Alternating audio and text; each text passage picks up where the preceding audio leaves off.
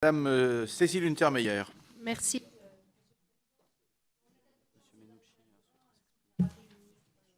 L'intérieur, mais c'est aussi un état de droit exceptionnel. C'est un texte grave que nous examinons aujourd'hui à raison des circonstances tragiques, bien sûr, qu'il fonde, mais aussi à raison de l'impérieuse nécessité d'efficacité qui doit l'entourer.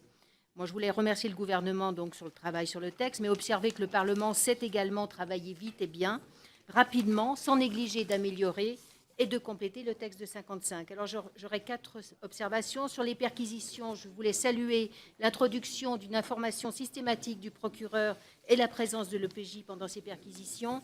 Et sur les lieux d'assignation à résidence par les services de police et de gendarmerie, je voulais préciser que le pluriel m'interrogeait et que j'attendais des débats qu'il m'éclaire sur ces lieux d'assignation à résidence. Enfin, sur le caractère effectivement conservatoire d'une assignation à résidence, comment faire, au-delà de l'aggravation de la peine en cas de violation et sans peser sur les effectifs des forces de police et de gendarmerie pour en garantir le caractère effectif.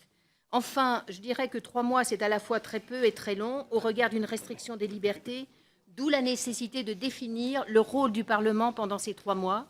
On ne peut rester indifférent ou aveugle à côté du déroulement des mesures prises dans l'état d'urgence ainsi prolongé. Le contrôle sur l'application de la loi revient au Parlement, elle s'impose, même dans l'état d'urgence, et je remercie le rapporteur d'avoir proposé un amendement en ce sens. Merci, Madame Untermeyer.